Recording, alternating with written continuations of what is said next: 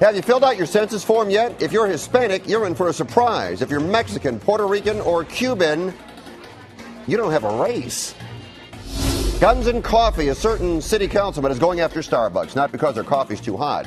It's because they're letting customers bring guns into the shop. And let's dance. March Madness just hours away, but you don't know jack about college basketball. We'll help you fill out your bracket. All the stories people are talking about and everything you need to know right now on The Filter. Hello again on The Filter Forefront. Our top four of the day, including I'll take a double tea latte with my revolver. But we'll start with this. Well, the mayor says it's a good thing. You get to pay the DWP more. You should pay more than you pay now. It's in your best interest. The mayor believes that moving into clean, renewable, and inexpensive power is the proper direction for Los Angeles. Tough to argue that. To get to that point, the DWP is going to raise your rates again. Of course, this also shores up the DWP's credit rating. It builds new plants and keeps money flowing from City Hall to the utility.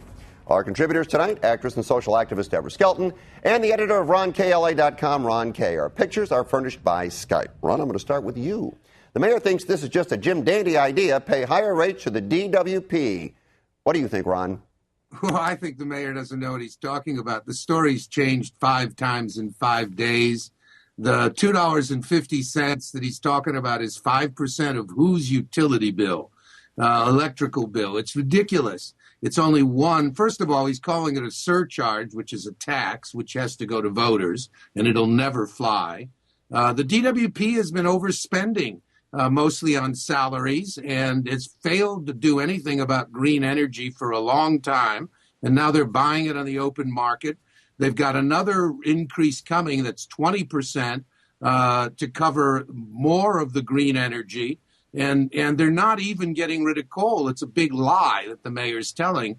Coal is why our rates are cheap. The rates they're proposing will put us ahead of Southern Cal Edison, and we'll still have all the same 45% share of coal, the worst coal portfolio in American utilities. And then there's another rate increase. That's the base rate that's coming, and that's to pay all these elaborate raises they've been giving the IBEW, which in fact runs the DWP. 20% of every dollar they get for electricity goes into the general fund.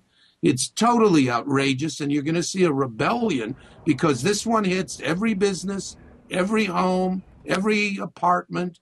Everybody gets slugged by this, and it's only the beginning. This is just the first round of 12 months of increases. They've got raises coming, hikes coming, and for months and months and years to come, and it's totally out of control. There isn't a plan. This is a scandal that is going to shake the foundations of City Hall.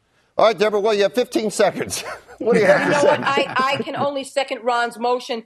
In fact, I think the general public is being held for ransom by this company. It is ridiculous. It is a debacle what they're doing to the city, particularly at this time, knowing that California right now is going through a major recession. It's unfair, it's ridiculous, it's immoral, and at the same time, to see any type of change will take 5 to 10 years, which means you've got 5 to 10 years of raising rates and holding the city for ransom. It's not a good idea. I think most people feel that way. I know we have to do something about energy, but this does not seem to be the answer, and certainly not right now. Okay. If you walked into Starbucks, you saw a bunch of people sitting around carrying guns, what would you do? Keep in mind, they have permits and the legal right to carry a gun. LA City Councilman Paul Koretz thinks it's simple. Keep those guns out of Starbucks. Now, the group California Open Carry would hold its meetings in Northern California in Starbucks, and everybody had guns. Koretz is concerned the trend may move to the south, and he's calling for Starbucks to ban guns. It's not against the law. Koretz says it's not a good idea. Personally, I don't think it's a good idea, but it's not against the law. Deborah, should businesses like Starbucks ban guns? You know what? It's not up to the businesses, number one. Quite frankly, I believe that it's really up to city legislation. I believe it's up to state legislation or government legislation. And I think Starbucks should stay out of the middle of it. In fact, they want to stay out of the middle of it. And quite frankly, if you want to carry a gun and have an open carry policy, I have no issue with that. But my personal opinion on that is just because you can doesn't mean you should. If you really want to have a meeting like that Why don't you take it into a private home? Why don't you take it to another organization that actually does that, that's got a facility? Create a facility for yourself. And I think simply because you can do it doesn't mean that you should. But legally, Starbucks should stay out of it. And it's not fair for them to have to create the legislation. They're a coffee house. Ron? Paul Koretz is the funniest guy in the whole console. He's scared of his own shadow. I think if he walks down the street and he sees a crack in the sidewalks and they're everywhere, he'd call the cops to protect him. He is absolutely ridiculous on this. Why Starbucks? Is it okay for a bunch of guys to walk down the streets with guns on their hips? What's got Starbucks got to do with?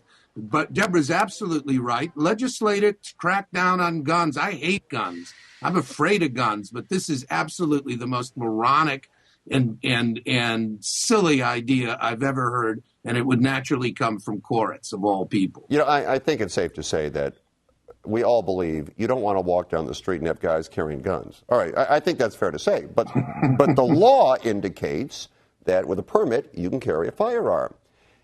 But why would you need to? Well, I'm not arguing. I'm saying that's the law. And there are those that believe you should do that. I'm not suggesting it. I wouldn't want to do it, and I wouldn't want anybody walking down the street carrying a gun next to me, but you can do it. So why he would get involved and just nail Starbucks seemed to me that he was just posturing. He had a chance to take a shot and took it. And in my mind, that is a complete waste of time and money.